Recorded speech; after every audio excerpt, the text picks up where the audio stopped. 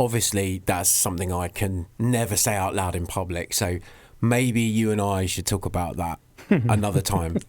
We won't divulge that No. now. I mean, of course not. That's something that we definitely could never say out loud if anyone was listening. I'm just not ready to share that with the world yet, Paul. I'm just not. Anyway, welcome. Hello.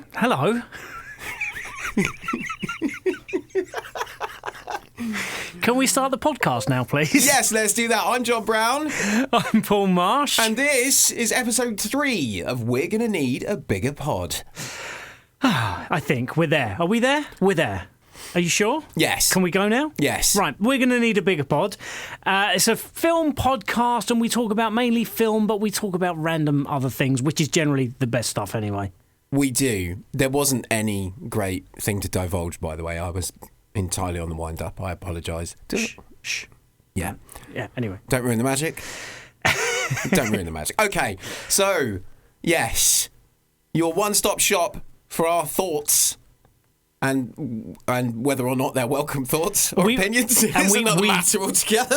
We do have a very, very big show this week, actually. We do. There is some great films out, and including a very, very big one this week, including Creed 3, which looks absolutely amazing, and you're going to tell us all about it. I am indeed. So we'll be covering the realm of cinema, we'll be covering Blu-rays, DVDs, downloads, bit of streaming. Trailers.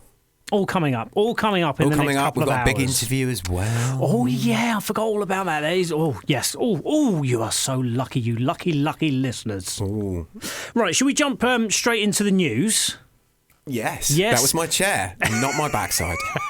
Or your back. My back. To be honest, well, it's not even that, is it? I said to you, the first thing I said to you when I walked to the studio was, when was the last time you remember just sitting down and chilling out? I can't remember. Can you? I probably chill out a little bit more than you, but I have the kids running around me, so I need the chill out time. I think that's fantastic, and I'm a little bit envious, to be honest. What, of the chill out time? Yeah, not the kids, the chill out time. Right. Luckily, though, what we do for work would be considered leisure. So I love a press screening. My particular favourite part of the press screening is because it's at a set time in a set place, and I can't not put that off. I can't put that off. So I'm sat for 2 hours and I can't go anywhere.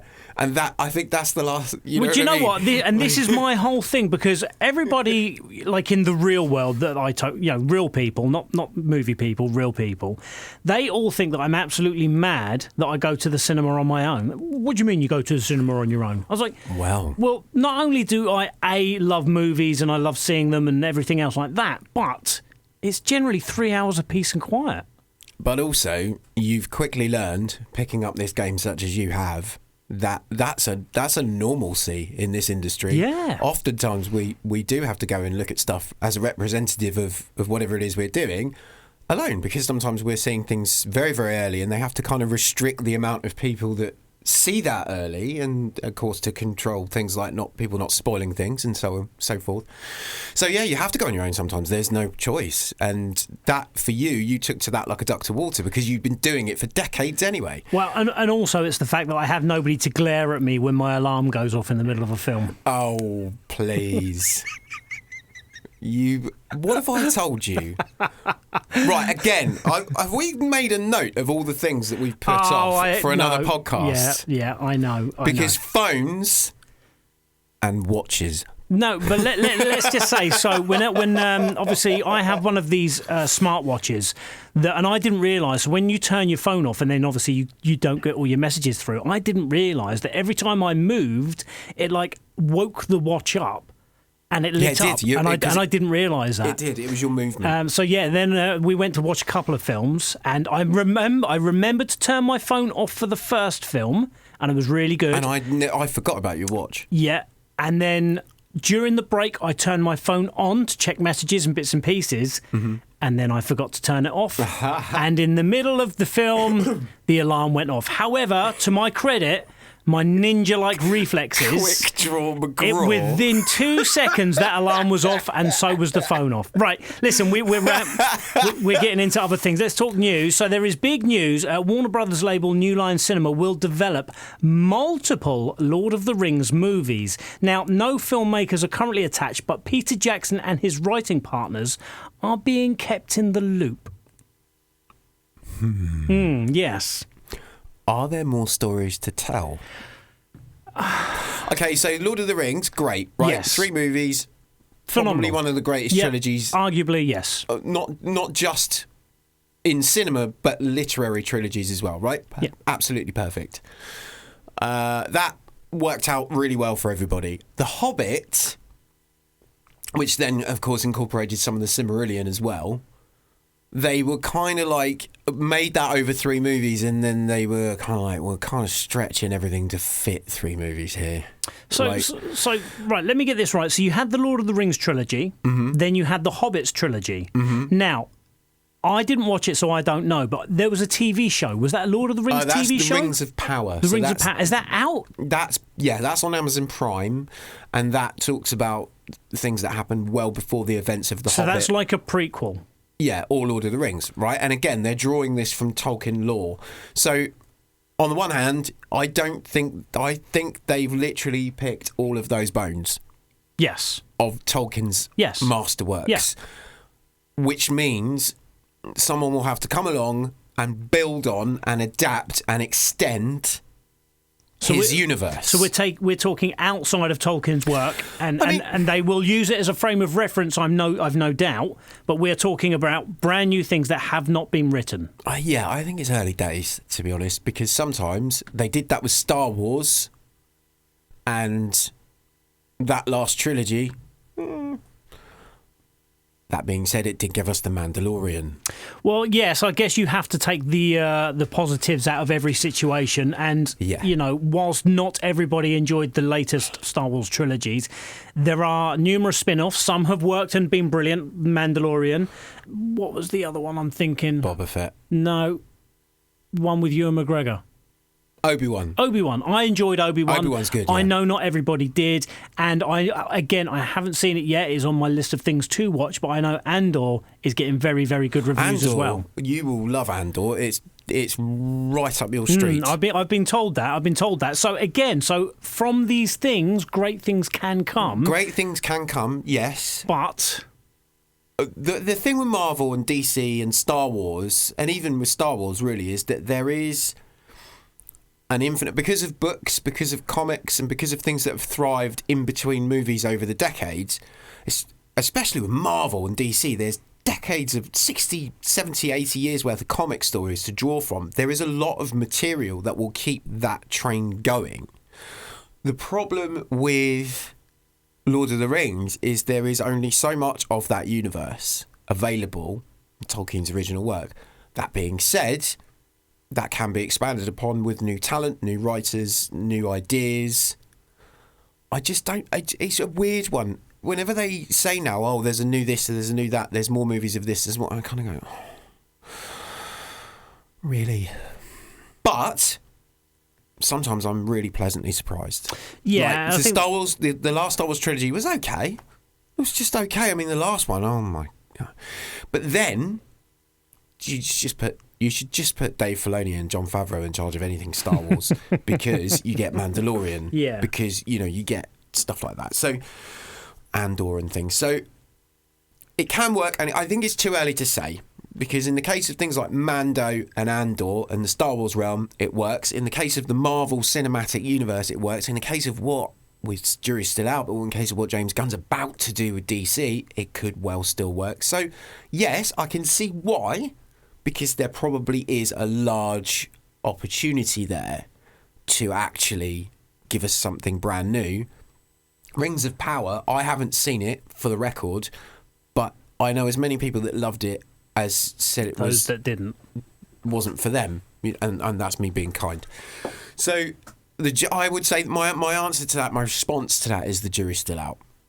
Okay, so looking at trailers that have just come out this week, we are going to start with The Pope's Exorcist. Now, don't laugh. So, starring Russell Crowe, who I have to say, I really like the big Russell Crowe. I mean, obviously, we all know chiseled Russell Crowe from Gladiator. No, hang on a minute. Why does his size have to come into this? Because I do you know what? I look at him as Marlon Brando. Obviously, He doesn't. The important note here is that he doesn't care, actually. No, what any of us obviously think. Marlon That's Brando. one of his greatest Marlon strengths, Brando in his is he earlier years does not was care. the handsome hunk, and then obviously later in his life he let himself go, and he was a big guy. You know, you look at him in The Score. Has he let himself go, or has he consciously decided that he's comfortable with who he is? That's the question. Well, I don't know. with the greatest of That thing respect. that just happened in the distance has absolutely nothing to do with what we're saying. By the way, for the record, right? Okay. With the greatest of respect, if he hasn't let himself go, he's not going to be that big. You don't get that big and continue working I mean, he out. did though for certain roles. You notice with Russell Crowe that he will work out for some things and he won't for other things. Yeah. And there's often a relevance or a reason behind. It's often for a role, and sometimes I just think he's quite comfortable with who he is, and more power to him. But I think that works really, really well, especially with some of these newer roles. It works really, really well. I'm still unsure as to the relevance of that. To Anyway, the Pope. you're right. So, okay, well, let's talk about the actual trailer itself. The then. message here is be comfortable with who you are, and if you are, don't worry about everybody else. Okay. Trailer. Should we talk about the actual trailer? Yeah, I mean, you brought the trailer up. Let's go to that. Look, you are not. Let's put. I'm trying to think of a nice way of putting this. You are not overly thinking that this is going to be a great film. Okay, there are two things I need to say here. Number one, I don't like fat shaming, Paul. I don't. I'm just not into it. Hey, I'm not a Slim Jim. I'm a bigger guy. I don't think any of us are skinny anymore, mate. No, anyway, no. Let's go back to. I'm being silly, but let's go back to the actual trailer. So, I watched this trailer, and my honest first reaction was, "That looks terrible. Can't wait for it. Sign me up right now." I think because obviously we were reviewing the Prey of the Devil. That was the film from a couple of weeks ago. Yeah. And I think this just kind of is similar to Turned Up to 11. Yeah, It really is. Well, exactly that. Yeah. Yeah, bigger, better, bolder. Is it better? Time will see, I guess. There are some things about this trailer that look really cool. I must be honest. I mean, the whole possession thing and with the kids being possessed and all that stuff looks twisted. Mm-hmm.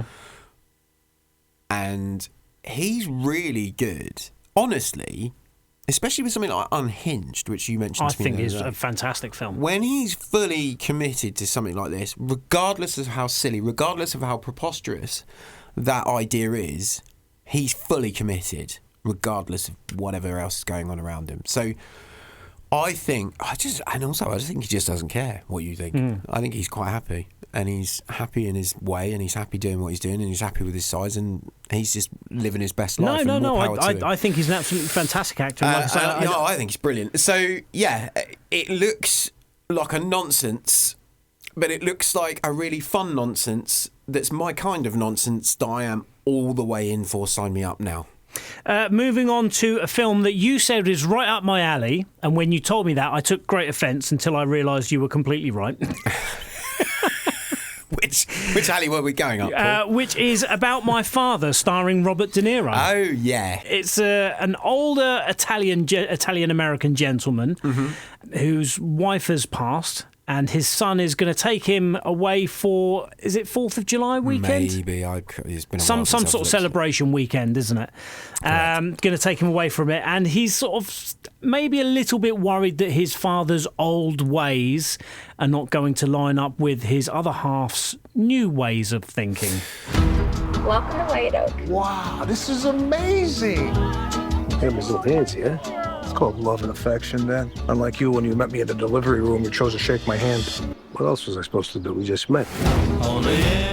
Sebastian, I don't know how you're gonna fit in. What a treat, too. Where's my treat? Where's my treat? Don't these people have jobs? They got their money in the stock market, not in mayonnaise jars buried in their backyard. I just hope nothing gets stolen this weekend, because these people love to blame the immigrants. So this has got a lot of kind of dirty Dirty grandpa vibes to it. Yeah.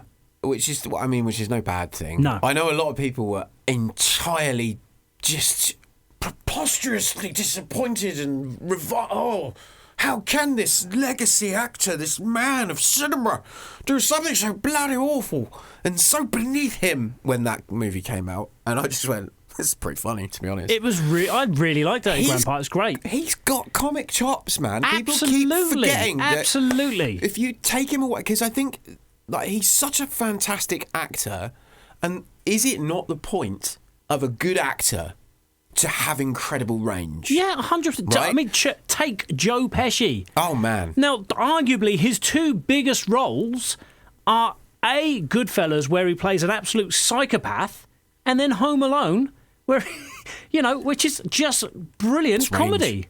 It's fantastic. Yeah, and so De Niro, I find, can do everything and pull it off really, really well. And in this case, he does. I mean, this stuff like Meet the Parents and things like that, all that stuff is great. I really like him when he's being fun. I mean, I love him in Godfather. I love him in his legacy pictures. Heat as well, which we'll talk about later. But I love him as a comedian. I think he's a funny guy. The other thing is in his later years, he's playing a lot of roles where he is playing a fatherly figure.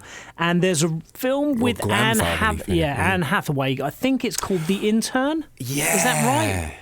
And again, so he is given a job as a social media consultant or something like that. And basically, he becomes her father figure.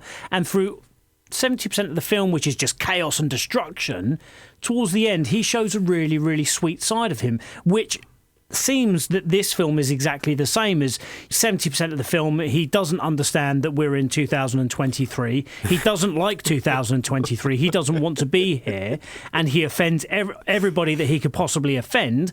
And then right at the end of the film, it shows that for all the offence and the disgusting this, that, and the other, he's actually a really great guy with some real old-timey values. We haven't seen it, by the way. This is what we're nobody's seen it. It's a the trailer that's just come out. So, but I'm glad you suggested that one for me. That looks really, really good. It's got a score as well, a musical score from Stephanie Economou, who just won the Grammy for. She won the first ever Grammy because they added video game music to the Grammys this year, and she was the first person to ever win that award in history for her score for Assassin's Creed. So that's her next movie. So with the next, we're not going to talk about a film, we're going to talk about a TV series, but it's a little bit out of the ordinary, this one. Yeah, so I know that we will introduce, by the way, I had a couple of questions about this, about would we delve more into television. I think, just to respond to that while we're on the subject, I think we will delve into television once, because obviously anyone that follows us knows we've got a couple of projects on the cook right now, so let us get those up and running and maybe we'll look at TV. But I think if we do a TV thing, that's going to be a completely separate thing. Yeah, I think we talk about TV, we talk enough. like the big TV series. I mean, we mentioned Last of Us a couple of weeks ago. So if it's something really, really big and it's relevant, then we will mention it as a general rule. Yeah, bringing it back around to literally what you're about to say, I think this would be really big and it's really relevant. So we are going to talk very, very briefly, because nothing is known of this at the moment. We're going to talk Fubar. Now, if you haven't seen the trailer for Fubar, you're not missing out on a great deal because it doesn't overly show too much, but this is the first ever TV series featuring Mr. Arnold Schwarzenegger. Yes, it is. So now, the details are still quite shrouded. Very, very, very sketchy. In fact, the trailer goes to the point of saying, like, we're not telling you anything, but you're going to find out soon enough. So that is something to be very excited by. And the final trailer that we're going to talk about very quickly only just dropped a few hours ago. Oh. It's Peter Pan and Wendy. Oh, yeah, I know something about this. Which is coming straight to Disney Plus on April the 28th. Now, as usual with a lot of the newer Disney stuff, is featuring changes to the original films and the original storylines, and it's being met with mixed reception, again, as always, rightly or wrongly. Not fussed. Yeah. Anybody's thoughts on that? My personal opinion is, if it doesn't affect the storyline and it doesn't affect it, what does it matter? Exactly that. It's from the director and the team behind Pete's Dragon. And so that's his Disney chops, is very much, he knows what he's doing. Pete's Dragon, by the way, who brought this up to me the other day? I think it might have been Sean Wilson. He was listening to the pod and he came back, who is the host with me on Scoreheads, our other podcast, but he was mentioning that Pete's Dragon was another highlight of Disney live action remakes. Right, going back okay, to. yeah. So yeah. this is the same team behind Pete's Dragon live action remake that are now doing Peter Pan and Wendy. I think Pete's Dragon is sensational, and I think Peter Pan and Wendy is in very good hands. The composer of Pete's Dragon, who's also composing Peter Pan, or has composed Peter Pan and Wendy, a guy called Daniel Hart, was on my other show, the Composer series, and he was and this was a while back now, but he was mid-scoring that, and he gave me obviously not too much, but just kind of an idea that this is going to be something really very lovely, but bringing something new to the table, but still classic. Do you know what I mean? Yeah. In the way that they did with Pete's Dragon, it was the classic tale, but with a new kind of take,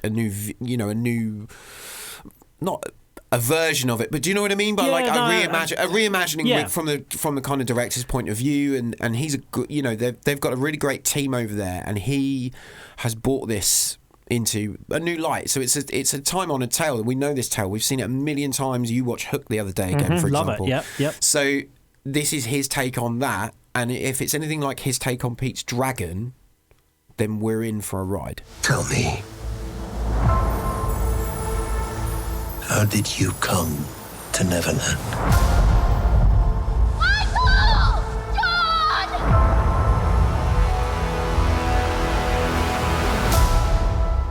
You Lost boys. Every last one of us. But you're not all boys. So?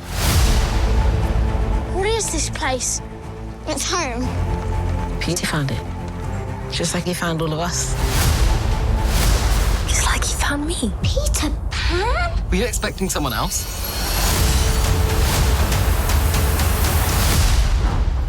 So I have two things to say about the trailer. One, it gives us our first look as Jude Law as Hook. Yes. Now that is very, very interesting. And the main thing, of course, is Disney don't make films for us, they make films for children. Correct. And I sat down with my children this morning at the computer and I showed them the trailer and they both had their jaws on the floor. And when I said to them, this is coming out at the end of April, do you guys want to watch it?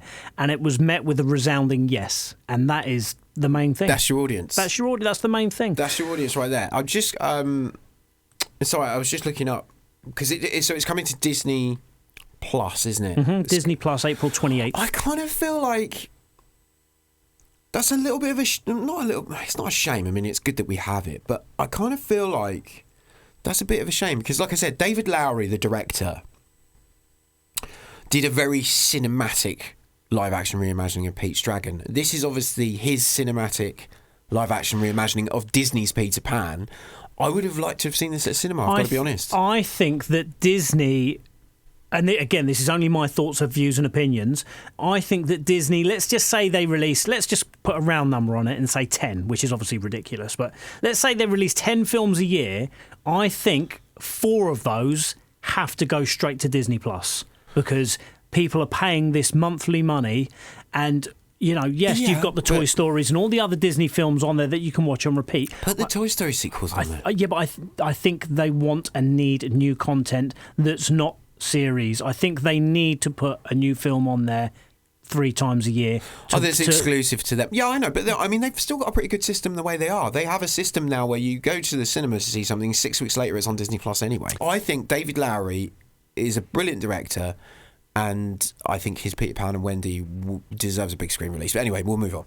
Right, so looking at the cinema previews for this week, what is coming out this week? List them for me, Paulie! We have The Demon Slayer, which is coming out via Sony, which is an anime film. Yes. We have Women Behind the Wheel coming out via Dartmouth Films, which is a documentary, which I have to say, I don't know where it's showing, but I would like to see that because it looks very, very good. I'll leave it on me, sunshine.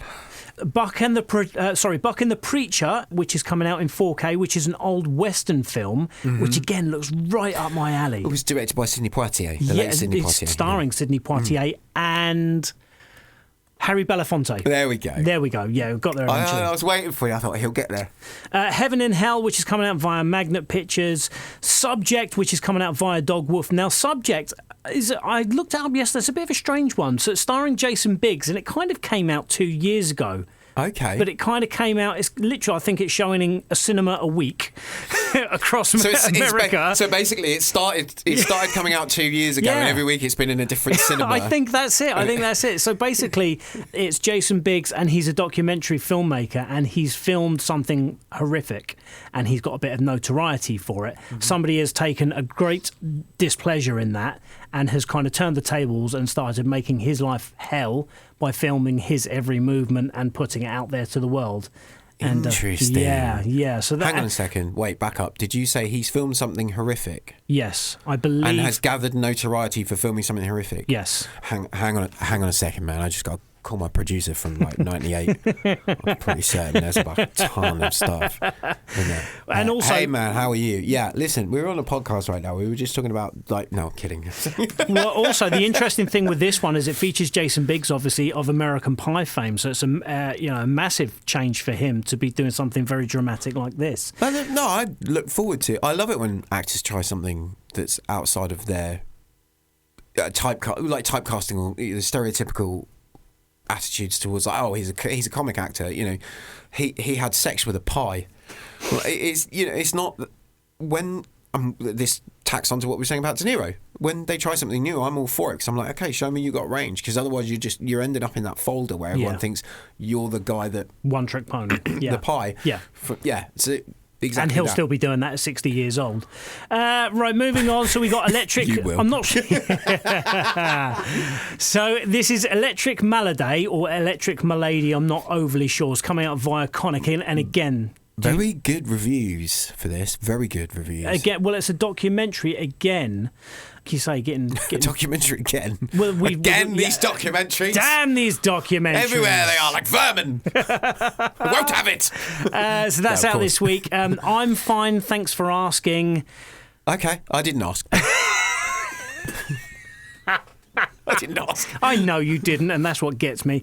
I'm fine. Thanks for asking. It's coming out via Bulldog, and again, this one looks really, really interesting. It's about how far a mother will go for her daughter. Oh, those are always interesting. Yeah. So, she's living a normal life. Things, as they do in people's life, take a bad turn.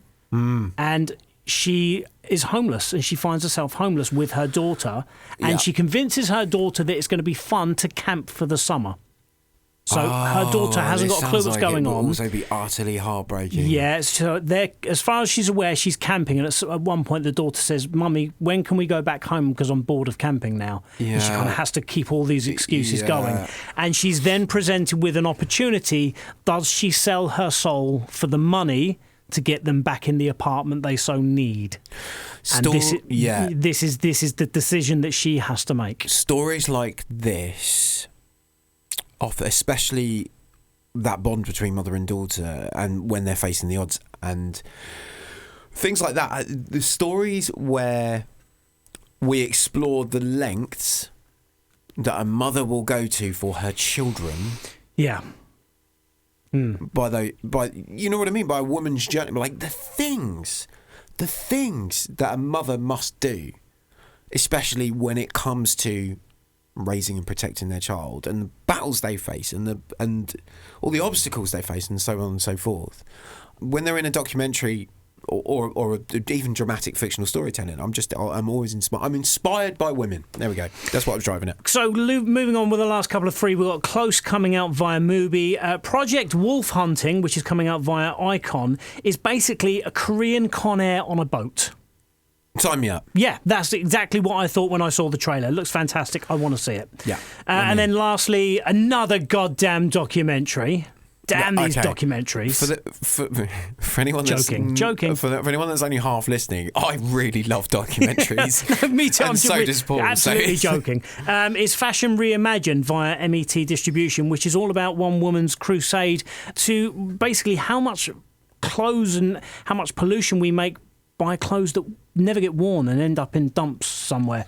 So she is trying to make economic sense. Well, yeah, she's making clothes without wastage, that are local to her, so it's not being shipped halfway across the world. And It sounds a lot like Gemma. it sounds a lot like what? Sorry, It sounds a lot like Gemma. Gemma.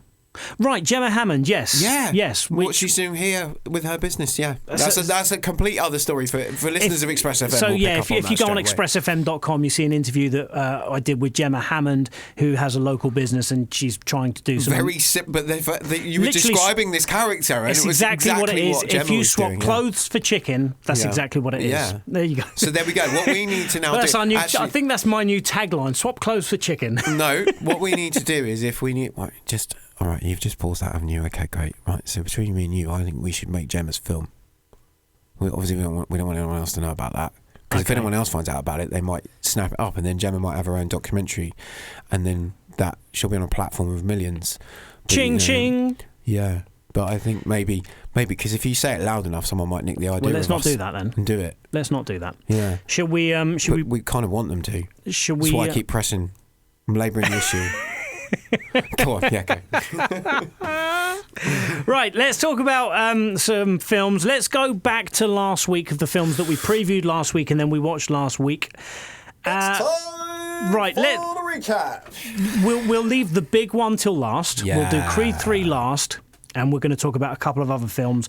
Do we want to talk about the film that we pretty much agree on, or do we want to talk about the film that we don't really agree on? It's not that we don't agree. Well, You- all right, yeah. we'll go, you What- lead, I'll follow. No, what one are we going to do? Let's do the nicey one. Let's talk about the one that we pretty much agree on. We're going to talk about What's Love Got to Do with It, Yeah. which is really, really good, isn't it? It is, yes. And also, just to go back around to what we were saying before, I think we, maybe because we didn't surmise that from the trailer, or the trailer got it right and we got it wrong, but for whatever reason, just to kind of straighten out a couple of facts about, in terms of that story, Lily James does live next door. Yes. She is literally the girl next door. She is literally the girl next door, so we got that bit right.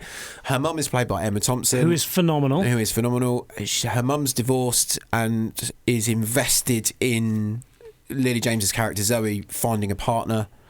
Is almost trying to play matchmaker herself, but Zoe's not having a great deal of joy with that, because the people that her mum sets her up with are nice enough, but kind of not her speed. And then what she ends up doing is kind of having a litany of terrible relationships with really bad men. Disaster after disaster. Disaster after disaster. And of course, meanwhile, she's a documentary filmmaker, an award-winning documentary filmmaker, but she's doing that thing... Damn these documentaries! ...that they do in all great working title movies, where their female protagonist is not having a great deal of luck with men. No. And that's how we set our fairy tale up.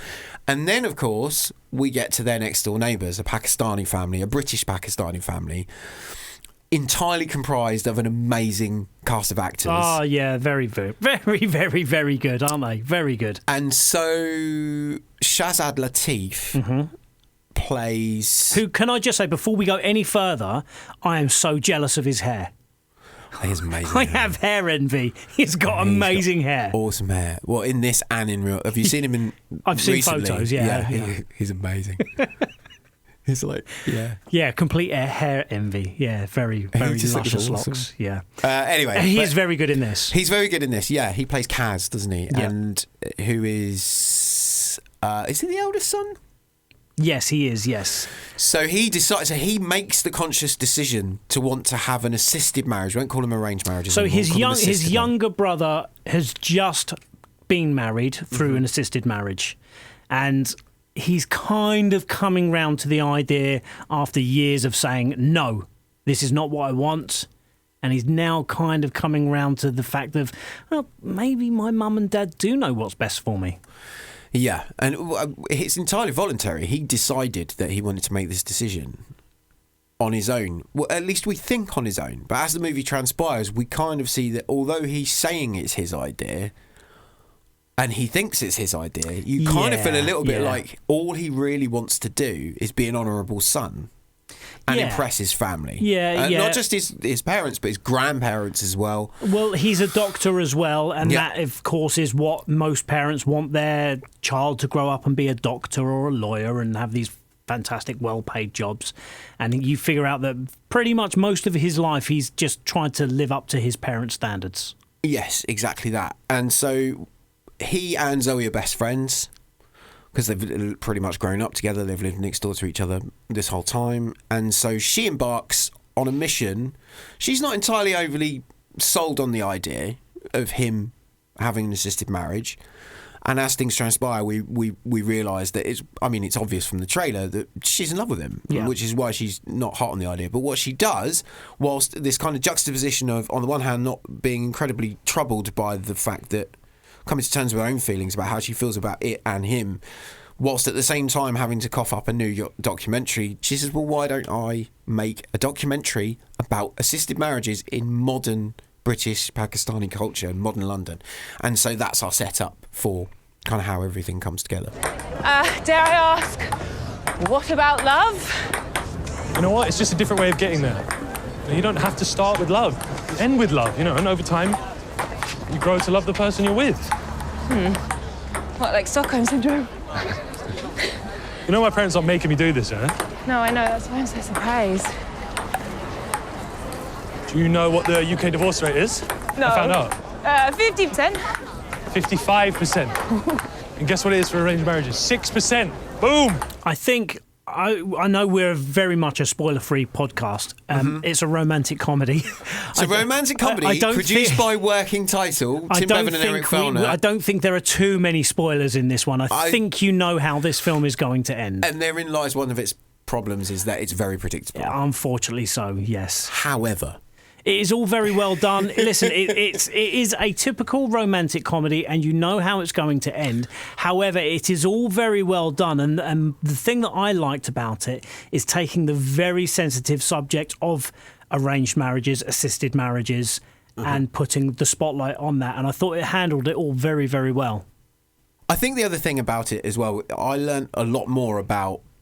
And this is where it's great. It has many strengths. One of the strengths is I certainly learned a lot more about modern British Pakistani culture, and it does that very, very well. And it was written and directed by Jemima Khan. And directed by Shekhar Kapoor. Thank you very much. Yeah, it was Shekhar Kapoor. I was trying to must get that right. Yes, and so it hits all the beats that a Working Title film, Bridget Jones, Love Actually. We said last week it was a British romantic comedy. It's a typical Brit rom-com. I'm going to say it's a British Pakistani rom-com. Absolutely. Well, in fact, that would be a fairer assumption. Or maybe not quite half, but a correct description. Certainly a third of the film takes place in Pakistan. There is a lot of the movie, that takes place in Pakistan. So this is taking that tried, tested, Working Title British rom-com formula and then putting a British Pakistani spin on it, a cultural spin on it, a culture clash, a clash of cultures, a clash of ideals, and that clash works very, very well. Like mixing various paints to create a beautiful painting, that's what this does in terms of filmmaking. I mean, quite literally, it's visually very beautiful. Very beautiful. Yeah. The colours really pop. The cinematography's absolutely gorgeous. And as you would imagine, the music is great as well. Music's great, and Nitin Sawhney was the composer as well. I love Brilliant Nitin Sawhney. Composer, yeah. So, yeah, there's a lot to enjoy. Yes, you know what you're coming for. Yes, you know exactly what you're going to get when you come in, because you've seen Bridget Jones, you've seen Love Actually, you know how these movies go. But this movie doesn't quite go the way you think it will go. And that's, I think, where you were surprised, wasn't it? You were kind of expecting it to go straight down one way, and you ended up liking it a lot more. Yeah, than you I thought did. You were going to. I thought that I was. I'm not going to say that I didn't think I was going to like it, but when that meme of Alan Partridge just shrugging his shoulders, that's what I thought it was going to be. I thought I was going to walk out of it and go, it was all right. Yeah. Yeah, but it was way more than that. It was better than that. It gave me everything I expected from it, but it gave me more than that. Really great performances from absolutely everyone. There's not a single average or terrible performance in the entire movie. Literally everyone is great. I thought Emma Thompson played the cringeworthy mum to perfection. Absolute perfection. Absolute perfection. She's just fantastic in this. And there's legitimate chemistry between Lily and Shazad. Like, that really works. and also, it's just well told, well done, well made, beautifully done insight into, a light-hearted, warm, romantic comedy.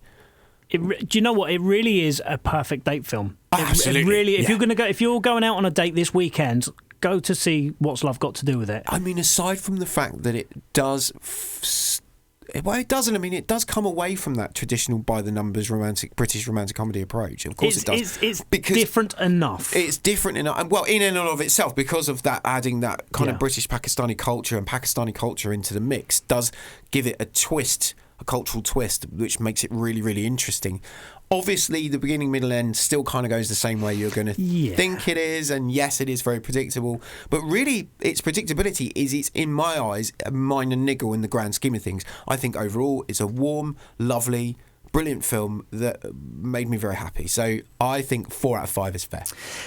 I wasn't quite at a 4, but it's definitely better than a 3, and I hate giving half stars, but I will go 3.5 out of 5, and I do apologise for that. I don't apologise. You can't be sorry about it. If you're sorry about it, it means you're not sure. I did like it. I thought it was very good, but not quite at a 4 for me. Right, let's move on and let's try and discuss this rationally. So what's that, 3.7? 3.7, yeah, 3.75 out of 5. Which is closer to a 4. Closer to it. You can give it a 4. I wouldn't be... If you gave it a 4, I'm not going to argue with you. Okay. Hey! What should I do?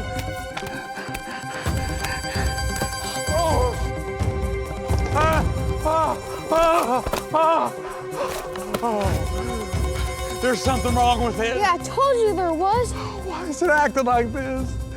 Did you feed it cocaine? No, but you're safe. Bears can't climb trees. Of course they can. Then why are you up here?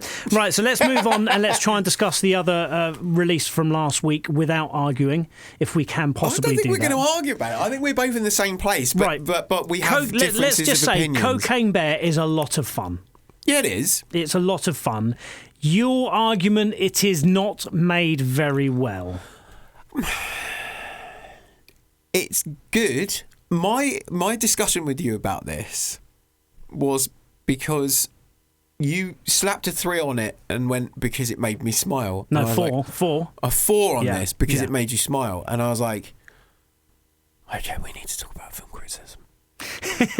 Yeah, but this is the thing. So but that's a conversation we're not going to have here. This is the thing, is obviously you are a tried and tested film critic and you look at things... Dear Lord, I don't know about that. You are. Well, look, whether you like it or not, you are.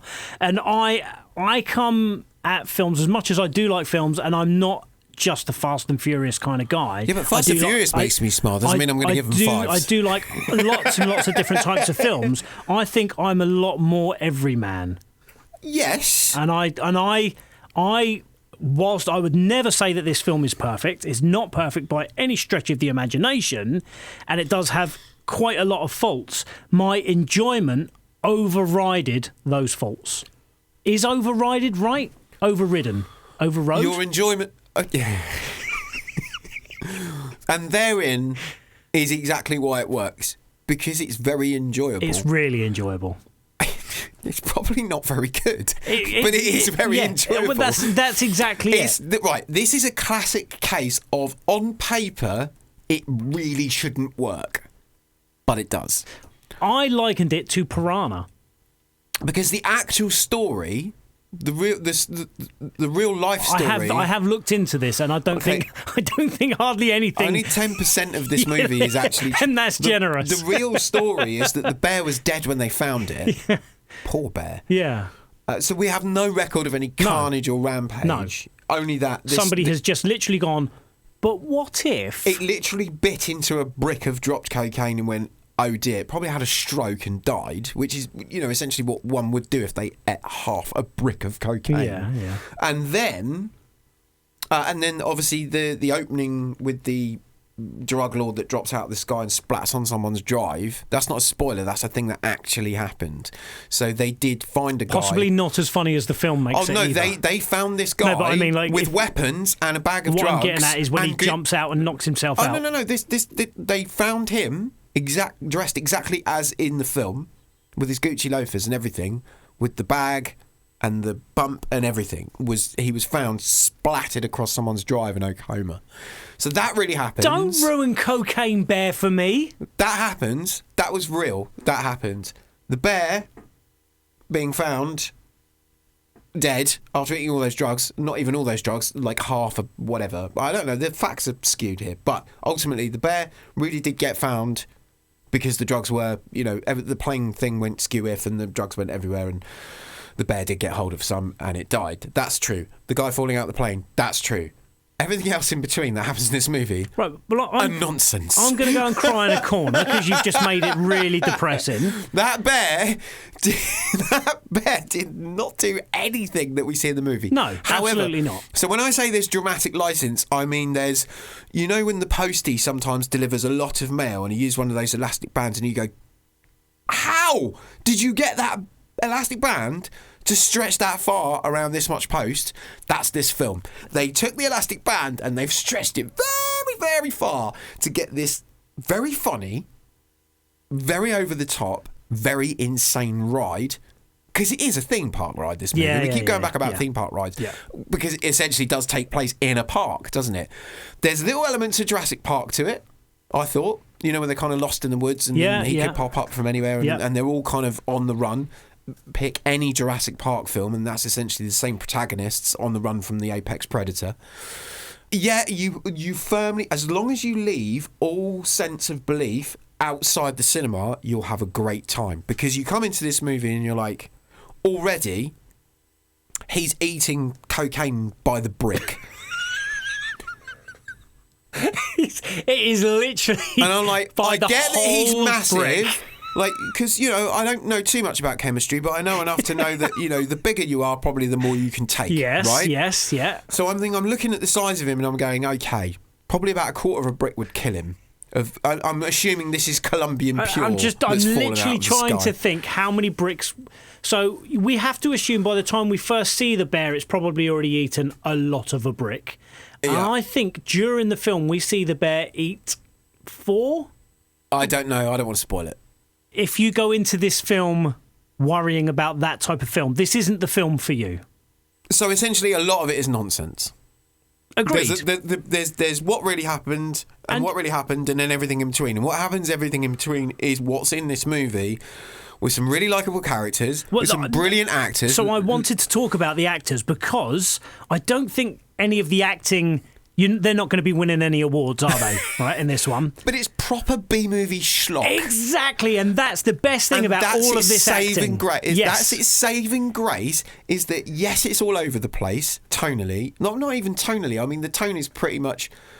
I mean, in terms of, like, there are large patches of things going on over here and then not enough going on. And then, like, it's over there and it's over there and it's over there. It's like this movie is like me in a conversation. It's over there and then it's over there. It's got no segue. So, and I get they're all got a common goal. Some of them want to find the cocaine. Some of them are just trying to get out of Dodge because this bear is like... Yeah. And that creates hilarious situations. And like I said, one of its greatest strengths is horror and comedy are great bedfellows, but walking the tightrope, very hard. Sam Raimi has nailed it for years. Yeah. So what Elizabeth Banks gets right here is the balance of the tightrope and the pace of getting comedy and horror to work side by side in equal measure.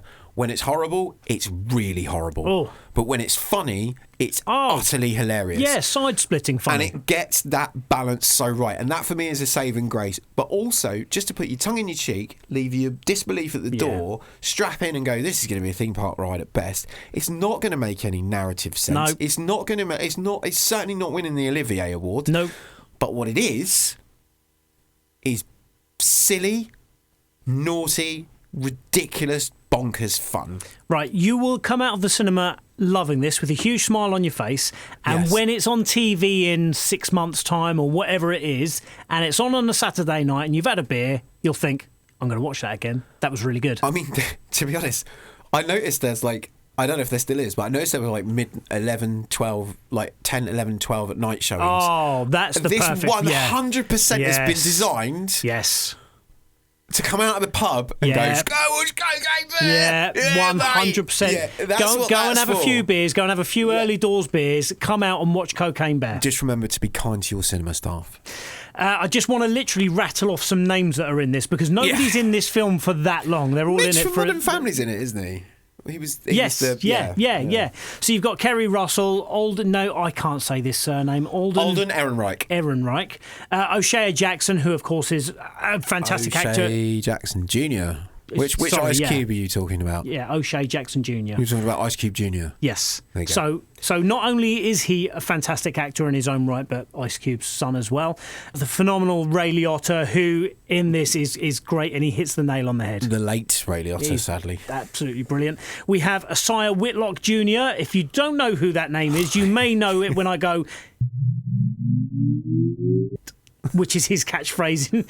He actually doesn't say it in this, does he? It's probably one of the only films he's never said his catchphrase in. Guess what? You didn't just say it either. Oh, is that going to get bleeped out? Right, okay. Margot Martindale, who's great in loads of things, and Jesse Tyler Ferguson, who is, as you say, in Modern Family. Yeah. Oh, so many. Got so many great actors in an actor. Such a great film. And so many good actors that Paul's fallen over himself telling you about them. I really enjoyed this, and I did give it a 4 out of 5. Yeah, it's for me. You're not quite as sold.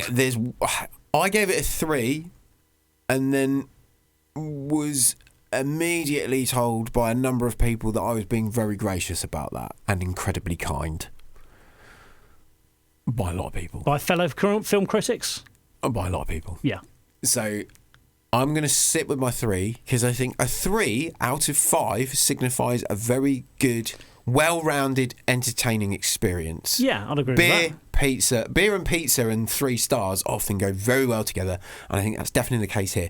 Like I said, it's fun, it's silly, it's bonkers, it's completely off its rocker, which is great because so is the antagonist, Cocaine Bear. That's got a 15 certificate. That is in cinemas right now. We did just talk about What's Love Got to Do with It. That's got a 12A certificate. That's also in cinemas right now. You can see both those films. They did come out last week, so you should be able to just go and see those now. And thank you again to the View Cinemas in Gunwolf Keys down here where we are in Portsmouth for being very helpful with making sure that we've seen everything.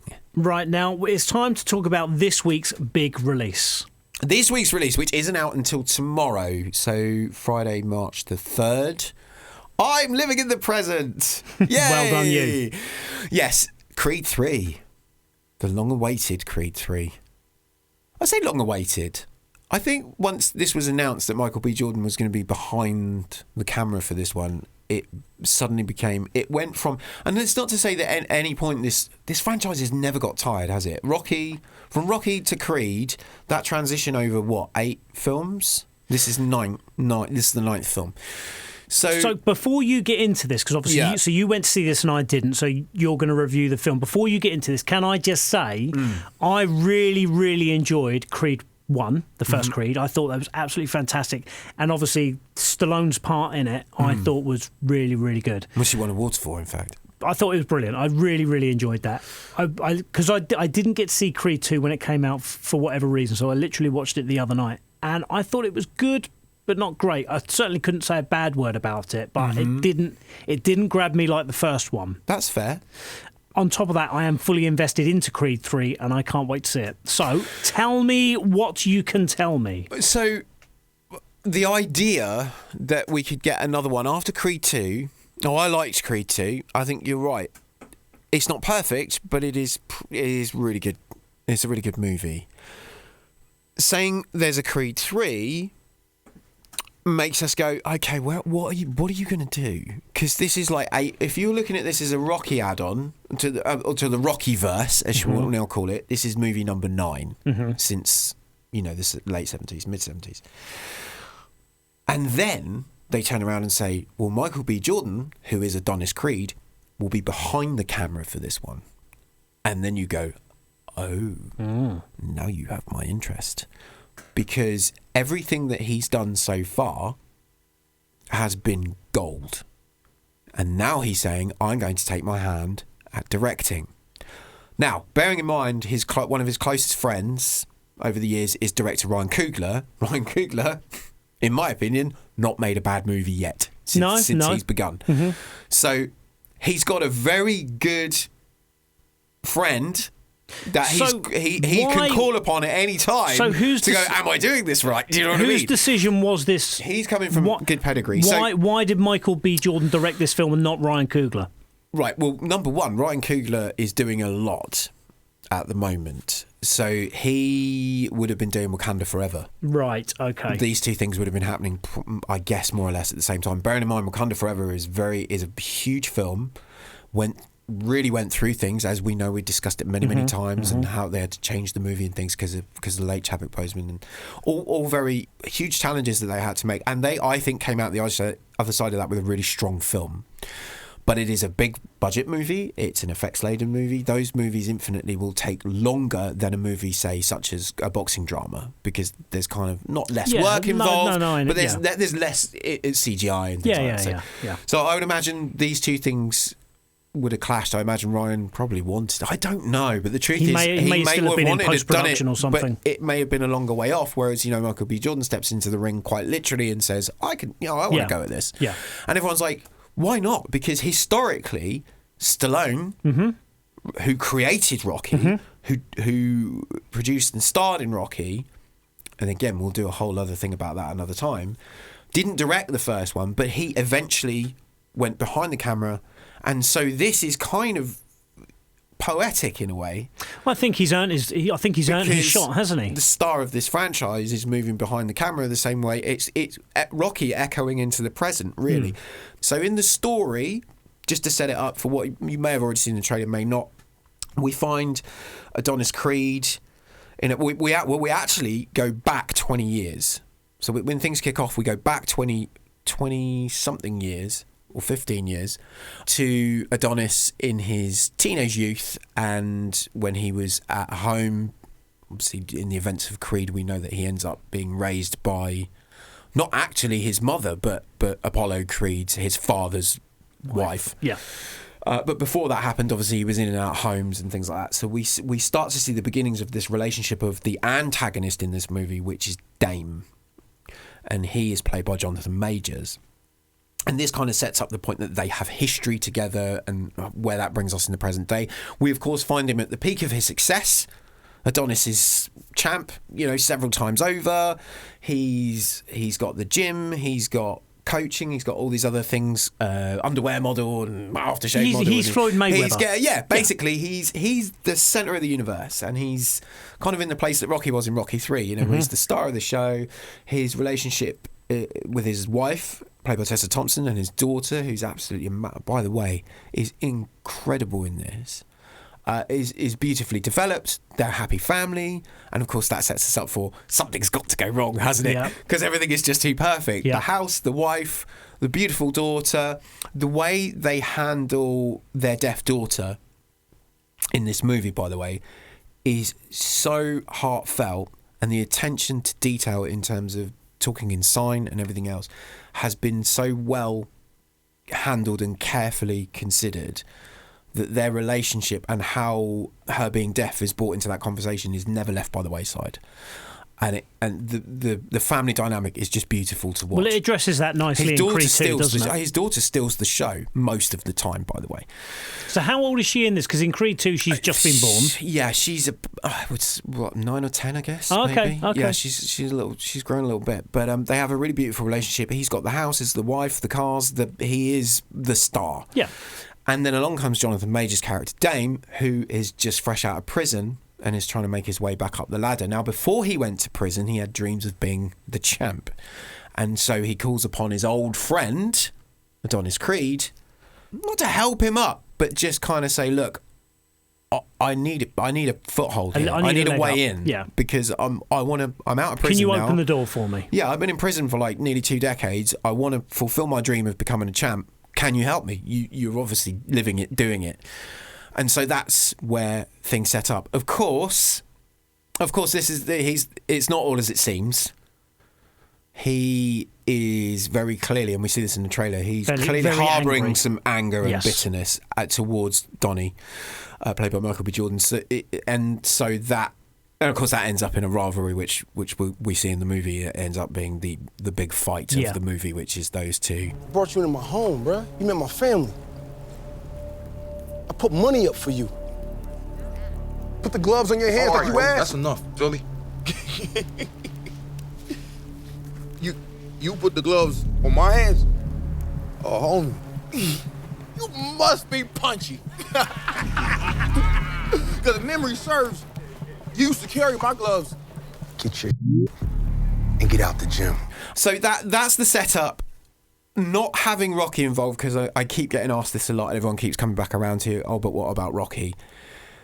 What is very obvious about Creed 3 is, and I mean this in a positive way, because without Stallone we wouldn't have Rocky and we wouldn't have this legacy of fantastic films, and we certainly wouldn't have Ryan Coogler's Creed movies. What is obvious though is how much influence Stallone has over this legacy, which is fine because it's his legacy. But when you look at Creed is very much a Rocky and Creed story. Mm-hmm. Because they're both going through some things. Rocky literally has cancer, so he's fighting his hardest fight yet. But at the same time, we're developing this entirely new generation with Apollo Creed's son, and he's fighting his demons, his everything to be, the champ. So that's that. Creed 2 is very much a sequel to lots of other Rocky movies, and it's like a sequel to Creed, but it's a sequel to Rocky as well, right? Yeah. We're rehashing and retreading a lot of ground, and it's still very much Rocky's story. Creed 2 is very much Rocky's story, isn't it? Yeah. When you think about it. Yeah. Creed 3 is all about Adonis, and this is where you see Is it mentioned? Is it explained why? Not right. You'll see when you see. Right. Okay. It makes more sense. You can't spoil it for me. You can't. At some point, if you're going to keep making movies about Adonis Creed, at some point they need to be about Adonis Creed. Yeah, I've got you. Yeah. So what Creed 3 allows, and Michael B. Jordan's direction, and the Coogler brothers, because obviously they have influence here because Creed's their legacy as well. What's obvious here is that Michael B. Jordan's allowed to, both in front of and behind the camera, stand on his own 2 feet.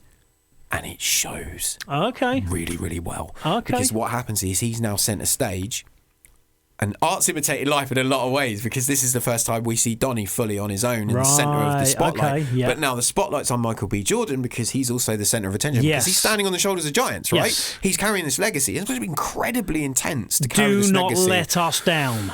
And so what we have is a film that isn't about Rocky at all. This is very much a movie that is about Adonis. It's about Adonis's wife. It's about his child. It's about his rivalries. It's about his friendships. It's about his business partners. It's about him. And what drives this film is characters. There's so much brilliant character. Tessa Thompson has more to do here than she did in Creed 2, for example. She's very good. I like Tessa Thompson. We get to know his daughter. We get to know Duke a little bit more, who runs the gym. We spend time, even though it's essentially a shorter film, it's like 2 hours, but we get to spend more time. We do more with less, and what happens is you get to see his journey without anyone else's influence. It's about him, and it works, because Michael B. Jordan's job here is to take something that's now on its 9th episode, essentially, as a tried and tested formula, right? How do you make a 9th boxing movie and not go, well, it's the same thing we've seen before? Exactly. So that's his challenge. His challenge is not developing his characters, because he's very good at that as an actor, and you can see he's very good at that as a director. His challenge here was to go, I need to do something different but the same.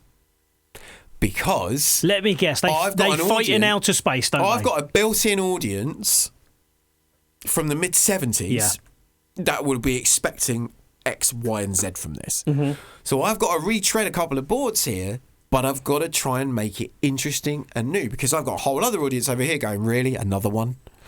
So he probably doesn't care about those guys, but at the same time, and again, it's like, but I'm not going to use any boxing puns, I promise I wouldn't. But the bobbing and weaving, when you're training, in the boxing where you bob and you weave and you jab, he's doing that, making this movie, because it's like, well, I've got to keep this side, I've got to keep the Rocky, not Rocky, but I've got to keep the Rocky legacy. These movies hit certain beats along the way, and then they end a certain way, right? So I've got to do that, but add something that no one's ever seen before, and he achieves it. Okay. He achieves it.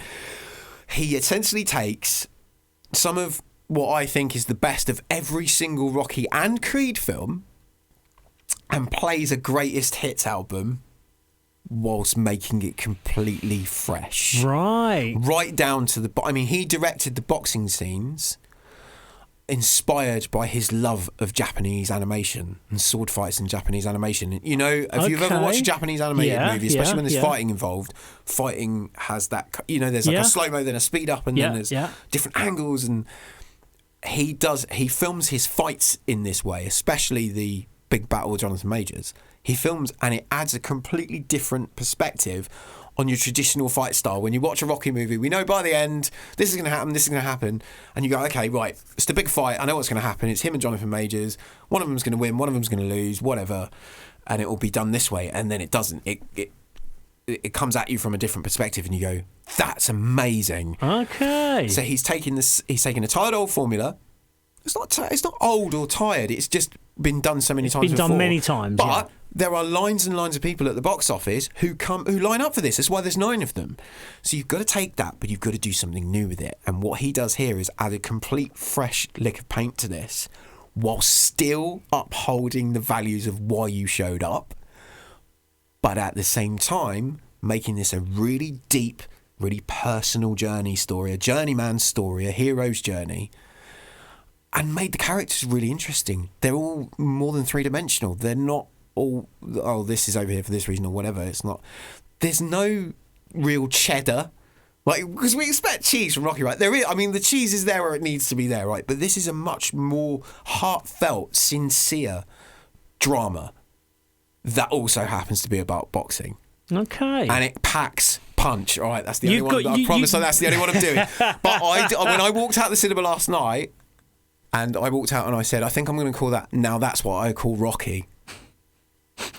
And they were like, okay, we promise we won't pinch that off you. But if I could call it anything, now that's what I call Rocky. Powerhouse performances, great writing, brilliant, inventive, tight direction. Yes, you know exactly what's going to happen. Yes, you could probably call from the trailer all the beats. And again, predictability is not a flaw. It's not a letdown. I'm going to say it's just a tiny little glitch that lets it down a little bit. But then I kind of want to forgive it, because what else was he supposed to do? I was literally about to say that. What else is going to happen? I forgive him that. What else is he going to do? He's only got so much room, and yet he got so much clay to play with, and yet he made it stretch so much further than anyone ever thought possible. So the cinematography is absolutely beautiful. Score, Joseph Shirley takes over from Ludwig Göransson here on the score, and you wouldn't know that they changed composers, and that's a compliment to him, because it's got the same musical legacy and DNA of Creed and Rocky. It's just great. It's absolutely great. You'll cheer, you'll laugh, you'll cry, you'll be into it, and more importantly, you care about everything and everyone in it. Right, so I can tell that you really, really, really like this. Now, the big question is, it's obviously better than a 3. It's better than Creed 2. It's not... I mean, it's on a level with Creed 1. So, the big question is, for me, 4 or 5? Well, I gave Creed 2 a 4, and I gave Creed a 5. So I would say a 4.5 out of 5 for Creed 3 would be a very fair score. Okay, well, I'm going to see this on release day, so I'm very much looking forward to seeing I'm going to join you. Okay, so moving on to streaming. A film that came out last week on Netflix is We Have a Ghost. And I watched this with my 9-year-old daughter. Daughter? Your daughter? My daughter. What's a daughter? Yeah, I had no idea. It's what we call her. And we really, really enjoyed this. Now, again, this is another one of those films that I think gets reviewed by a lot of adults who are professional film critics. And like we were talking about Disney, is these films are just not made for them. What am I missing? I am Jota. Continue, I'm so sorry. Okay, thank you. So, yeah, I think a lot of these films, they have to realise that these films are made for children. My daughter's 9. I would say this is relevant to anywhere up to 16, 17, 18 maybe. I thought it was really, really good. I really, really enjoyed it. And I thought this reminded me of those films of the 80s and 90s where they made family films or films that are aimed slightly for sort of children. The Amblin generation. Yes, exactly, yeah. But they weren't afraid to tell children the truth. They didn't sugarcoat everything, and this is, it's got a fair bit of swearing, the S's. It's got a fair bit of S's in there. Like all good 80s PGs. Yeah, exactly. Which, you Ghostbusters. You then watch these days Goonies. and you think, oh, maybe this is not for the kids. But yeah, there's a fair bit of that. A slight bit of adult content. It's not. I was expecting a cheesy, schlocky, because it's got some good actors in it, by the way. And Anthony Mackie's in this one. Yeah. It's got some very good actors, and David Harbour, of course, who plays the Ghost. And I was expecting, these guys are doing it for the payday. It's on Netflix. It's not going to be very good. I'll sit and watch it with my daughter. You prejudging. I did, absolutely. And prejudgmental. But it was really, really good, and I really, really enjoyed it. And it's all very relevant to this day and age in the fact that Ghost is, I'm gonna look the kid's name up because I can't remember. I love this. There's so many. The issue I have is whenever I recorded it, I remember there's no machine in front of me.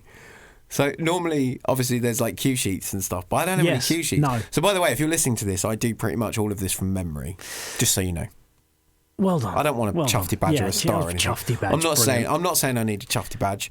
I'm just saying Paul's got at least 3 screens in front of him. Right. So the young man. I just wanted you to know how hard I worked. I just need you to know. So the young man. Love me, will you? The actor is J.E.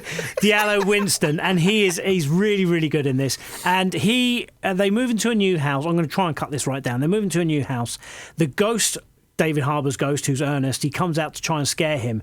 And rather than being scared by him, he actually kind of finds this quite funny. And he happens to be recording in his through a phone in his hand anyway. And he happens to turn around and the ghost is there. So he records him accidentally. And he then says to his brother, "No, look, and his dad, I actually recorded him. This is real." You know, when they say, "Oh, you don't believe we got a ghost." The brother takes this clip and uploads it to social media, and it goes viral and it goes everywhere, as it would in this day and age. And overnight they become internet sensations. And whilst Anthony Mackie, who plays the dad, is all about cashing in on this, the young boy, Kevin, he just wants to help the ghost. Well, why is he a ghost? Why is he here? Why can't he go to the next plane, wherever that shall be? And so the rest of the film is a really, really sweet episode of the young boy trying to help him and almost playing detective as, well, why is he here? Because David Harbour, the ghost Ernest, can't remember anything. He can't remember, he can't talk, he can't remember anything, he can't remember why he's a ghost, can't remember what's happened, why is he trapped in the house, can't remember any of this. And so Kevin plays detective throughout to try and figure out what's happened as the film goes on. Piece together his past. And it's really, really good. It's really, really enjoyable. Like I say, we watched it last weekend, and if my daughter wanted to sit down and watch it again, I would. Who directed it? It is directed by Christopher Landon. Oh, okay, yeah. Yes, which again says a lot for it. Yeah. I really enjoyed this. I really did. And I know that I'm going to get slated. Do you know what the funny thing is? I've been giving out a lot of high ratings to these movies that by most people are saying they're not very good. And in complete contrast to that, the films that these people, the general film critic is saying are works of art and fantastic, I give really low scores to, and I don't particularly like. So you read from that what you want to read from that. We talked about this the other day, didn't we? That when we see the popcorn score and the critic score and the audience score, mine usually sits somewhere in the middle of those two. Yes, things, generally, I think. I gave this a 4 out of 5. That's okay. I think it's. I haven't watched it, but so many people that I've spoken to have asked me if I've seen it yet, and they're all pretty much in the 3-4 out of 5 ballpark. Yeah, I think it's a really, really enjoyable film, and if you have young children, I would highly recommend this. Right, we're going to zip through the rest of the streaming. So right, that's on Netflix. I have to. I feel like when you put a finger on someone, like, or you, on someone's forehead while they're like running out. You know, like in cartoons, and the character's running. And I have to do that to you. Do that to you. I do that to you.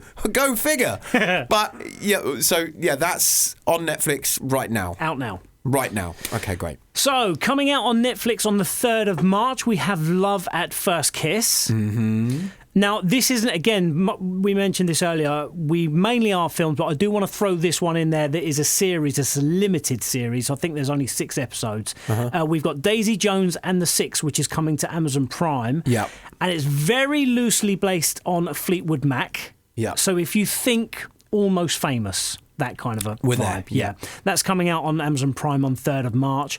And then we have Far Away coming out on Netflix on the 8th of March. And The Mandalorian starts as of the 1st of March on Disney Plus, which was at the time we're going to press today. I'm very confused. But by the time we're out, first episode of Mandalorian will be on Disney Plus. Mandalorian Season 3. If you haven't seen any of it yet, highly recommend you binge Season 1 and 2. That's the time when it's okay to do so, because they're already up. Mandalorian Season 3, Disney Plus. And also, while we're on that subject, I do want to just say that 1923 is now all available on Paramount Plus. You can get that now. So good, so good.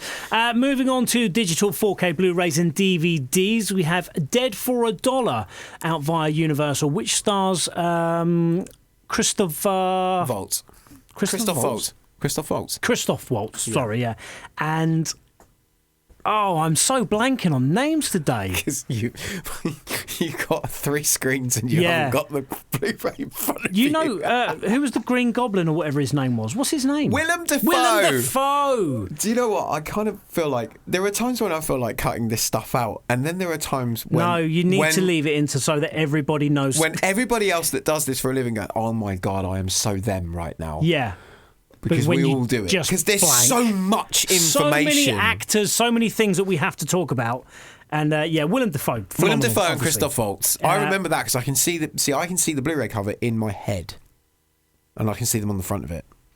So that's out. We also have Tori and Lakita via Picture House. That's out. Yeah, that's Blu-ray and DVD.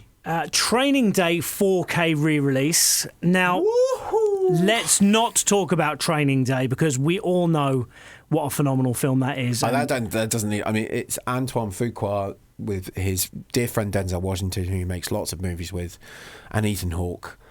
And I think everybody knows what that is by now. But it's got a beautiful 4K transfer. And it's now available as in the 4K format, digital and 4K discs. So add that to your collection, will you? If you've seen it already, go on your way. Right, also coming out on reissues, we have Rocky, which is coming out on a 4K steelbook. Yes. Nicely to coincide with Creed 3. Of course, because... Yeah, of course. So Rocky steelbook, that's the 4K steelbook. You can also get the 4K box set now, which I believe is called the Knockout Collection. Okay. I'm not sure how many Rockies are in it. I looked at this and I thought it was really odd because it looks like not all of them are in it. And then I remembered there's probably a thing going on between Warner and MGM and Amazon and Sony. Too many companies. Anyway, a collection of Rocky films are currently available in 4K. So by all means, get those. And if you want to recap on Creed and Creed 2, they're also around in 4K now as well, I believe. Or you can watch them. Where did you see them? Amazon Prime or Netflix? Netflix. There you go. Although I believe they're on both, actually, randomly. Swat up, if you will. And also re-releases of Watership Down, a collector's edition, and Young Guns. We've not got time to talk about and Watership Young Down. Guns 1 and 2 as well. Because the reason we haven't got time is because we need to get to our big interview. We do need to get to our big interview, but I do want to just mention that Young Guns and Young Guns 2 is available. I think it's the first time that's ever been on Blu-ray, so snap that up while you can. And the Watership Down collector's set, even though the film is utterly devastating, the box set is incredible. That's a lot, Lacey. Have you noticed? The film is brilliant, but mortifying. However, the box set comes in lovely. So yeah, those are available now. Studio Canal again doing a beautiful box set for Watership Down. Young Guns 2, grab that if you haven't done so already. And yes, that brings us to our big interview, which is with the amazing Mark Mothersbaugh. He still very much is the front man for the band Devo, and also the composer of many great shows and series. He works a lot with Lord and Miller, who do things like the Lego Movie, and I know he's done a lot of work on those, or Lego movies, and are involved with projects like the Millers versus the Machines? Millers versus the Machines. No, it wasn't the Millers. Mitchells. The versus the Mitchells, Machines. thank you very much. That's why I went silent for a minute. We're the Millers is Mitchells yeah. versus the Machines, which I think was by far and away probably one of the best films to come out of COVID. Yes, agreed. He also wrote the music for that, and he works very closely with Taika Waititi. He's working with him on things like Our Flag Means Death and What We Do in the Shadows, and he scored Thor Ragnarok for him, and so on and so forth. So we, Sean Wilson and I, would like now on this podcast to give you a little taste of what to expect from our other brand new podcast. We're going to Need a Bigger Pod presents Scoreheads by giving you this little sneak preview right now where Sean and I asked Mark about his current work on the film Cocaine Bear. Mr. McKendry, have you ever done cocaine? What? Why do you ask? Just wondering if it has long-term side effects. For the bear, of course. If it just did a little bit. Well, it could create a habit for the bear. What if they never want to do it again? Oh, then it should be fine. But Mama Bear and Papa Bear would be very angry because drugs, especially cocaine, are very, very bad. What if they would never find out? Oh, Henry, we always find out. When, Mark, you're approached with a script like Cocaine Bear, and like it's all there in the title. I mean, it's like that's just insane. It's brilliantly insane. And is it like that all synapses are firing? You're kind of thinking of all different like directions in which you can take this like pretty much immediately as soon as the script arrives. Yeah, I hear music, but I'm more picture oriented. So I hear music when I read a script, and then I see the picture and I go, oh, I kind of had this wrong, And then I have another. I have. Like a more refined thought. So I do sketches even after I read the scripts. I mean, when you work with somebody more than once, then you start knowing how they're thinking, and then you know what their scripts, what things mean in the scripts, and what the importance is. Like Lord and Miller, we did 2 Cloudy with a Chance of Meatballs like a long time ago. Then we did 2 21 and a 22 Jump Street, and that was like I thought 21 Jump Street, oh, okay. And then I said, I never saw the TV show. I'll go look at it. And I went and I said, this is the lamest TV show with the lamest theme song I ever heard. We're not using that theme song no matter what. This show's terrible. And then they made a film out of it, and the film was hilarious. Yeah. So I was like, well, 3 cheers. So when I got called about doing some work for a sizzle reel for the first Lego film, and it was a totally different story and a totally different take on it. I said to the producers, I said, hey, you know what? I should introduce you to these guys that I work with. And I introduced them to Lord and Miller. And then we did, we did like 4 or 5 Lego movies after that. And so I've done a bunch of films with those guys. So when they called me about working on, and I'd worked with Elizabeth Banks before. I scored Pitch Perfect.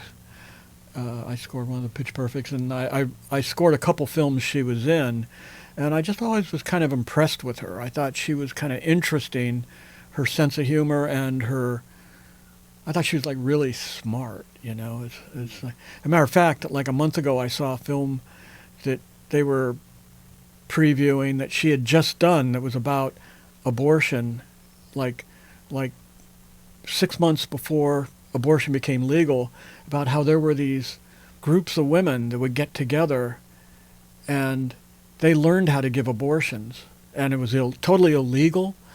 And she did this docudrama, I guess you'd call it, because it was kind of a based on a true story. And so she did that, and then the next film is Cocaine Bear. It's like she has this wide range of sensibilities, and she's really smart. And Lord and Miller, we've just always got along on everything we do. So it was a fun project to come into and to get to work on. There's a real zaniness to that movie that I just dug all the way along. I guess how did you feel kind of approaching the score, and when it came time to kind of sit down and start figuring out what music was going where? How were you feeling, and how were you feeling about the film? Because from a viewer's perspective, I just thought it was the craziest ride and true. But how did you feel about it while you were writing the music? Well, I knew from the start it was one of those films people were either going to love or hate, and it's going to be a mixture of both, of people that's not their thing at all and don't get it at all, and then there's going to be people that really get it. And she was really funny, over the top, gross. I mean, even I read they were really far along when they called me up, and so they had almost a locked cut, which is pretty rare, that you get to work with a locked cut. It used to be very common that they wouldn't bring you in till the very, very, very end. But then, it's because of, focus groups and things like that, they feel it's helpful to have make him write stuff even though they don't even have the film together yet, which is, it's just the way it is. It's a change in the business, and I'm not totally enthused about, but it's what you do. And so, but they called me in pretty much at the end, and I wrote it really fast. And given that it took place in the 80s originally, the story that they took one story and then stretched it out like this long into something different than what really happened, and but it was based in the 80s, so. I went down in the basement. I have I'm the guy that archives things in my band, and so I have all the Devo synthesizers downstairs, and I just went through and pulled stuff out. I pulled things out that I used, on different Devo albums from the 80s, and I recorded it at Abbey Road, the orchestra. All the orchestral stuff is done at Abbey Road, but the guitar and synth stuff, was just here in L.A. So for me, it was like they were looking for, they weren't sure what direction they wanted, and I think they had originally thought it was going to be more like Deliverance, but it just seemed like that music wasn't fitting. It was just wasn't really moving the film along, and it wasn't playing the humor at all. So pitched them on an 80s sound, and they went for it, and for me, it was just a lot of fun. You use the phrase there, Mark, playing the humour, which is always something that I'm always really interested in when composers are scoring comedy or comedically inclined material. Like, how much do you accentuate the humour? Because there's a lot of zany humour in this film. There's a lot of gore as well. There's a lot of horror, but there is a lot of humour in it as well. How do you toe that line? Humor is complicated because it's like there's the one far end, which is like Looney Tunes, where playing the humor is something, and then it's totally different from a lot of the modern comedians where you have to play the music straight to make it funny. You just play it totally straight, and then that's what makes the humor work. And so I knew what Chris and Phil thought, and I kind of had an idea of Elizabeth because I had worked with her before, and so it's, you just ride that line, and then you can dial it up or dial it down. As a matter of fact, I kind of deliver my scores in stems and make sure that my music editor, who's on the set with them while they're mixing into the film, that he knows like a Lego film, for instance. You could dial it all the way over to it's a totally electronic score, or you could dial it over to a totally orchestral score, and then you can mix the two, and that worked really well for Lord and Miller. On this film, it was kind of the same thing, and when I went to the premiere, I noticed they'd mixed the guitars up louder than I had mixed them into the mix. So it was, like the electric guitars, and it really worked. And it really, but it's like I'm watching it on a TV screen, and I've got my in-house monitors, and so I kind of have an idea, but I don't have the final effects. And there's dialogue changes that come along near the end, where they make the dialogue funnier, and I don't have all that stuff. So my music editor, I have to rely on him to dial it in, and I try to give him enough ammunition that he can do different things, and he isn't just like stuck there between a rock and a hard place or something. And when they're looking to make the bear the hero for a moment or something, and they didn't think of that when they were shooting it. So it's like in the scene, the bear is just like even meaner and more saliva than ever, and the teeth are longer and sharper and more angry, and it's dark, and it's like on the side of this waterfall, and it's like I went back and wrote more stuff for him, and since I had so much orchestra already recorded, you can do a lot with libraries. You've probably talked to other composers, and if you can't afford an orchestra, or you don't have time, like there was no time to like in 1 week book Abbey Road again, and because they're booked like months ahead of time now. They're way overbooked, and I did it in the box, and then I just put a few live instruments over top of it to sell it. And when I was listening to it, I was very sensitive, knowing where those points were in the movie, and I was like, okay, it doesn't give it away that it wasn't live humans playing, certain 2 or 3 minute chunk of the film, and we changed it around and made the bear a little more of the hero at the end. As much as you could do that with a bear that had just torn a bunch of people apart. So if you want to hear no, that's a tune. Don't want to pay for it.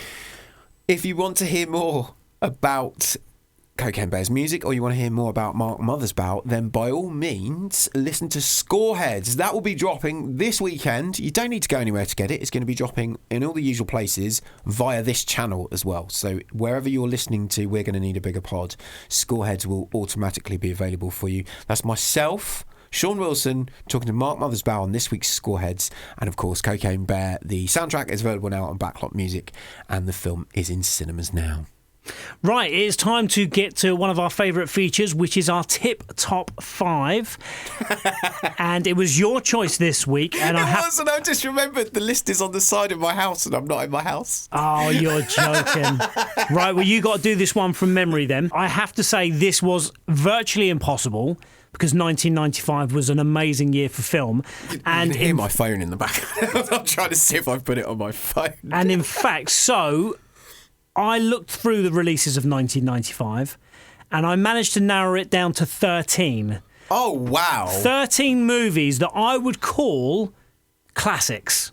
Absolutely 5-star classics. Oh, my, yeah. So, the top 10 for that year would have been virtually impossible. Right, to buy you a little bit of extra time, I'm seeing where the list has gone. I'm going to do my top 5 in reverse, of course. So my number 5 is Toy Story.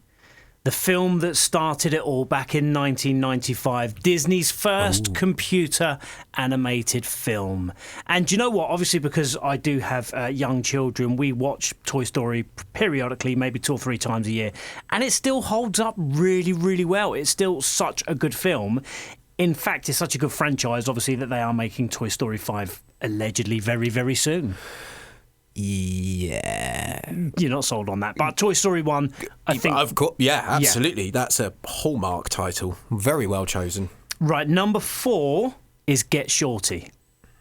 Oh, yeah, that's a you remember that one? Choice. So very good choice. I will say, before I continue with my top 5, these are not what I think were the best films of 1995. These are my personal favourites, and I've had to go for films that over the years I've watched again and again and again. And Get Shorty, I've always absolutely loved. John Travolta in his renaissance was just fantastic. Danny DeVito is phenomenal. Such a good film. So Get Shorty is my number 4. Number 3 is Bad Boys. Oh, yeah, of course. Kitty, strutty. Don't ever do that again. It's brilliant. Bad Boys is just brilliant. It is such a top film. I love it to bits. So good.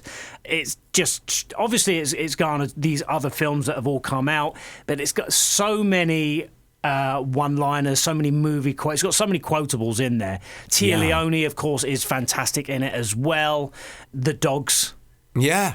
It's little Lukey and Dookie. It's a perfect action film. It really is. Perfect action comedy, to be more precise, I would say. And Michael Bay. Yeah. Michael Bay. So, number 2. We're getting to the business end of it now. Number 2 is Friday.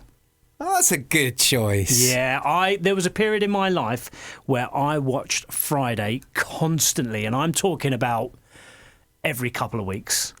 Like we were talking about with High Fidelity when you first started buying DVDs and you had 10. Yeah. 7 of them, maybe. Yeah. Friday was one of those films, Yes. and I watched it certainly once a month, maybe even every few weeks. I'm going to get you hard a day because it's Friday. Fantastic film. Wow. Ice Cube, Chris Tucker, just brilliant. I'm good with the overview, maybe not so much with the impressions. Excuse me, I thought it was literally like having Chris Tucker in the room. No. Right, well, I'm definitely not going to do an impression of this one. So my number one, my tip-top film from 1995 is Desperado.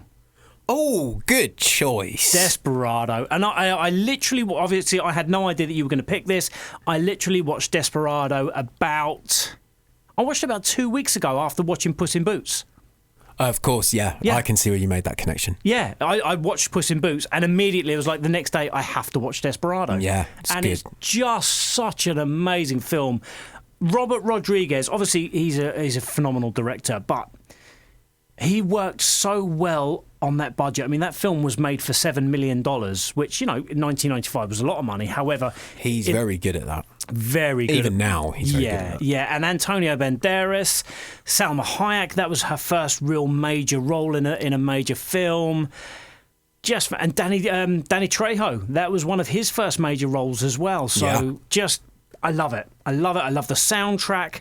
I love the documentary which shows the making of. I'm all in on Desperado. That is my number one tip-top film of 1995.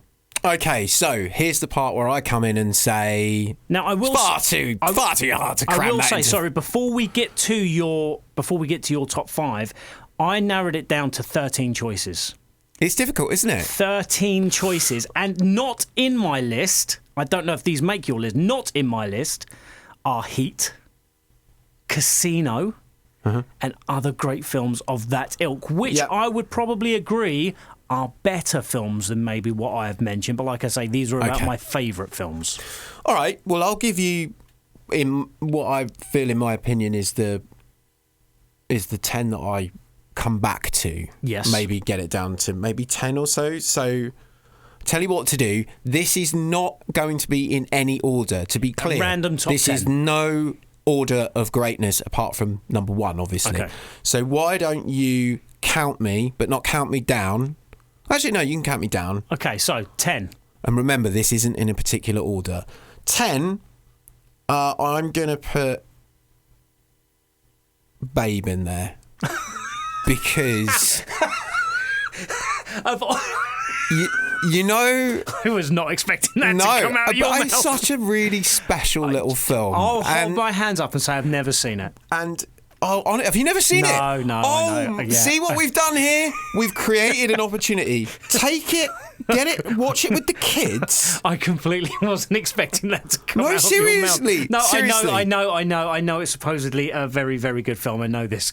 I just wasn't expecting that to come out of your mouth. Right, honestly... Especially since I just mentioned Heat and Casino. It's such a special little film, and it's so well played, and it's got so much...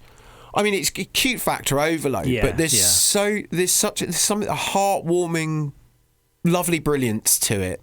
That it's a film that you can put on and feel a lot better about the world. And I mean, if you're having a particularly tragic day, especially if you've got kids, like something to watch with the kids, get onto that with your children. Okay. And I promise you will have an amazing time. I promise you. If I can get them to watch it, because I do have trouble getting them to watch older films, so I will try. Oh, this is timeless, believe you me. Okay, so how many did I do then? Right, that's that was one. number 1, so number 9.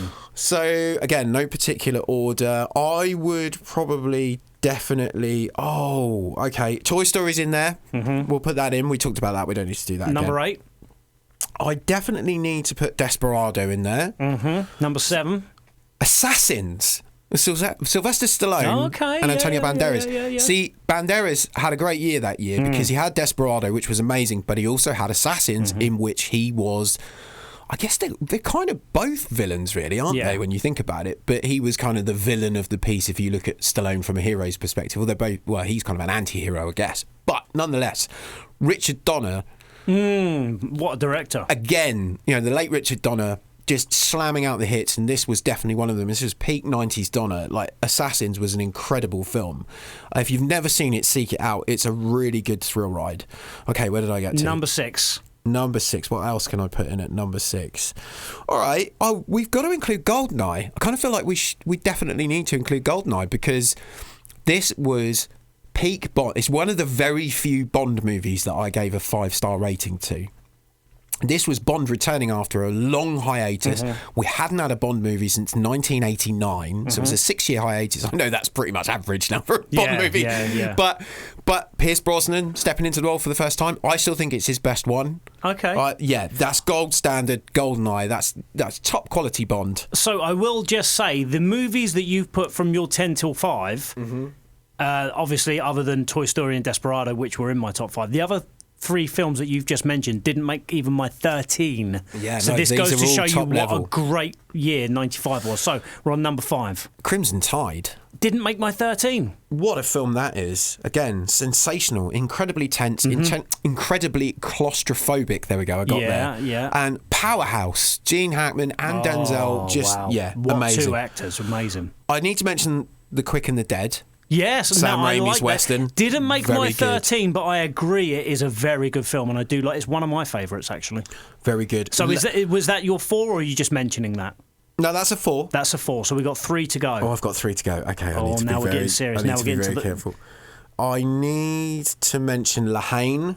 Definitely got to mention Lahane, because it's just absolutely phenomenal. I'll be honest, I haven't seen that. Okay, no. Well, again, seek that out. I know. That's 100% up your street. I've heard. I know. Okay, so where do we get to? Literally down to 2 choices. Okay, well then that's easy for me. Number 2 would be Braveheart. Because that was the first film I ever professionally reviewed. So it has a very special place in my heart.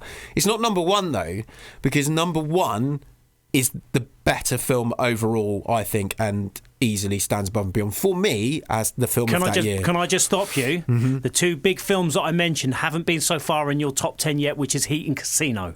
Heat is my number 1. Heat is your number 1. Yeah, wow, it's amazing. I revisit that film. It's amazing. Often. Yeah, it's amazing. Usually late at night, if I've got a short break between, and this, as you know better than anybody, this happens very rarely. But when there's an opportunity where I go, I'm sat down, which never happens, and I kind of got a couple of hours before I need to move on to the next thing. Heat's usually the thing that fills the gap. It's also one of those films I enjoy watching. If I'm feeling a bit under the weather, and you end up on the sofa, struck down by some pox or another, Heat's a very good go-to for that as well. It's just very smooth, very slick, and brilliantly directed. Val Kilmer, masterfully amazing. acted. Val Kilmer. Yeah, just the whole cast. I mean, that whole you got Pacino and De Niro in a face-off. The first time that they sat and acted, knocking my phone off the desk. The first time that they sat and acted opposite each other. Just there's so much going on with that. I would say that's my film of 95, without any shadow of any doubt. If I gotta take you down. No, stop it. So note to Sean. Sean, don't do impressions, Sean. No, Sean does impressions. Oh, does he? And he does them really well. So he does them better than me. Do we need to have an impression off? Oh, I reckon he'd be up for that. I don't know. Sean, let me know, mate. I'm not saying mine are any good. It's like me. To be honest, my impressions are like my singing voice. I'm not saying it's any good, but I enjoy doing it. I tell you what we'll do. I will see. This will lean entirely into whether or not Sean's up for it. If you don't hear any more about this ever again, it's because either he's really, really busy, which he is at the moment, or it just didn't happen for whatever reason. But leave this with me, and you need to remind me that I said this out loud. I will see if I can get you 2 together to do an impression of. Hoorah! I might even actually we all might be together on Tuesday, so I might even take a Zoom mic and see what happens. Right, okay. We'll talk more about that next week, because that's still got to come together. So yeah, I'm conscious of not saying things out loud and having to back them up. Don't ruin it. Don't ruin it. Don't jinx it. Right, what are we on to now? Goat of the week. Goat of the week. Oh, I think it's obvious this week. Michael B. Jordan. What an amazing actor. Yeah. What an amazing director. Yes. But what an even better person and individual. There are many, many examples. If you look online, or just by watching the television, or by looking at any one of his many interviews or public appearances, there are many examples that this is a well-raised, well-mannered, thoughtful, kind, and generous young man. Talents as an actor and talents as a filmmaker aside, he is a very, very decent human being, and that comes across in everything that he does. I've seen the whole nation, I think a week or two ago, when he appeared on the Graham Norton show, there was a moment where Hugh Jackman was speaking very honestly and very openly about the passing of his father while he was making the film The Son. And in his description, talking to Graham about how he had so much support from cast and crew of the film he was working on, and that family environment allowed him to continue working, but also to help him process his grief. In his explanation of that, he inevitably started to break down. And the first person to just pat him on the back, give him a small hug and tell him everything's going to be all right was Michael B. Jordan, who was sat next to him on television going, it's going to be okay. Now, that's one example. There are many, many other examples of his kindness. Just go to his Twitter or any of his socials, and sometimes you'll see people online, and they can be quite ugly, let's be honest, about the way they treat other people, and that's a whole nother conversation for another time about how people hide behind their social media avatars to create sadness. But he deflects very well. He's always a gentleman about it. He's graceful even in his response to that sort of thing. And if you look through just little things like that, like how he deals with trolls, yeah, he's still very gracious, he's still very polite. Sometimes he has some epic kind of, again, kind, polite, professional put downs. But it kind of it'll be like, but he just clearly cares about other human beings, and he puts other people first. And it's obvious from his actions on social media, from his actions in the spotlight, whether it be television. I told you about a personal example, just to circle back around to that. I went to the premiere of the first Black Panther in London, but Michael was there, literally walking up and down aisles, thanking people personally for coming to support this film. His friend Ryan Coogler was the director. Which he absolutely didn't have to do. No, not at all. But he would have conversations with people. People want pictures with him. He's there. People want him to sign stuff. He's there. He's there for people. It's not a game. It's not, he knows how to play the system. You can tell from his everyday movements, his body language, the way he treats other people, that that's who he is. And he's just, and he's about to have an incredible amount of success with Creed 3 as both actor and director. I think he's got a very promising career as a director in front of him now. He's proven that with Creed 3. When you see it, you'll know. He's got a very bright future in front of him, and I think he's earned every second of it. And that's why he's this week's greatest of all time of the week. Fantastic. So, we're at the end of the show. That's we it. are. Well done to you if you've made it this far. Yeah, you thank have you got very much. incredible stamina. The main thing that we want to do is we want to know your thoughts and opinions. We want feedback, whether it's negative, positive. Positive is always nicely received. Constructive. Yes, that's it. Yeah. Be constructive. If you can tell us your feedback, we'd be very, very grateful. We are going to work on some little bonuses for sending in your feedback. We'll get onto that. We are working on that behind the scenes. But in the meanwhile, if you'd be so kind, let us know. We are at Need a Bigger Pod on all socials. Feel free to share your thoughts. Feel free to share any compliments, any constructive criticism. We'd be happy to receive it from you. We have had some in. Yes. I did just want to mention this because my producer Carl Deering, not on this project but on other projects, sent me a very lovely note, which I now need to open my cellular telephone to look at.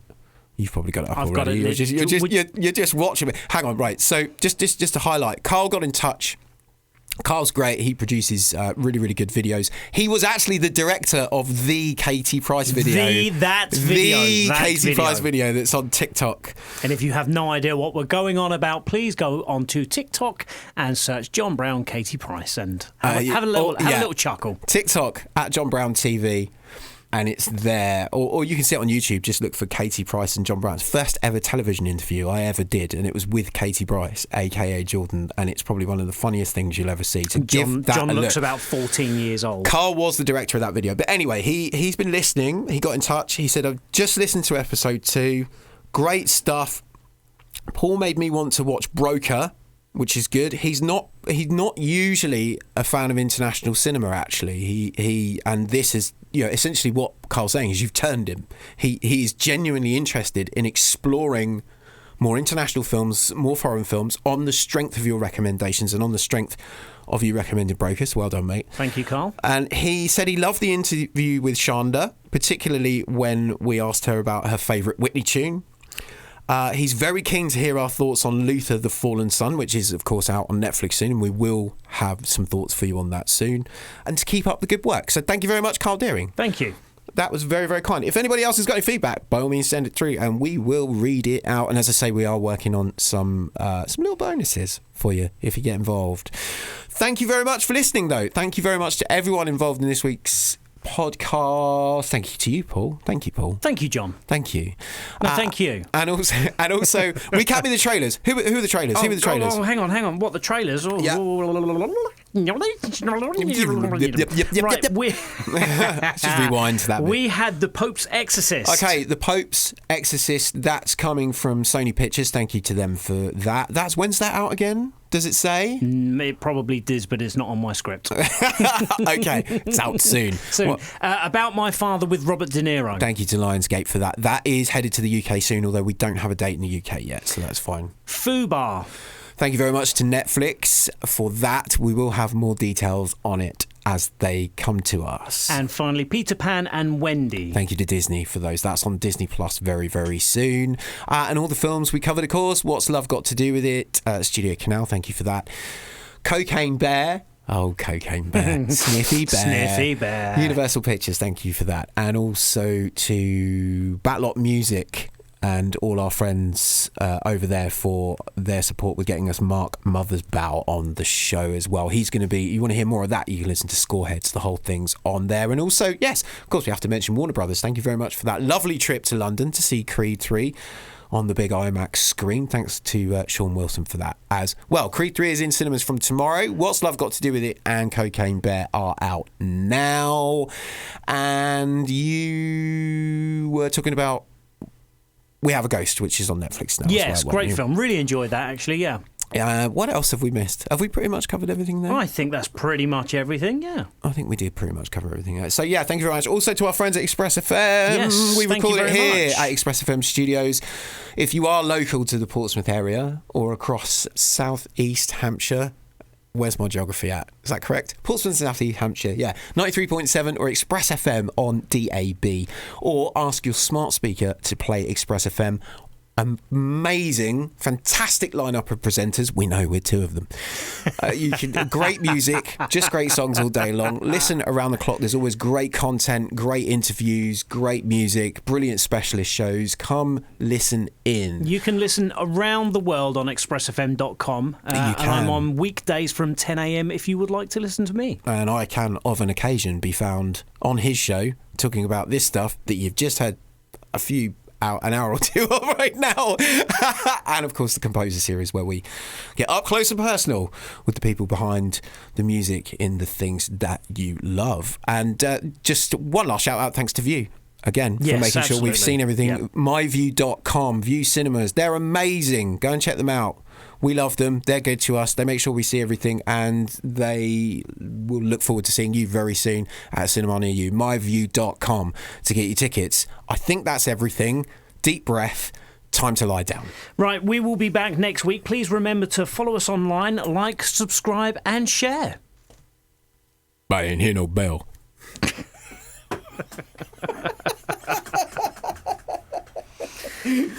I'd say that's about it.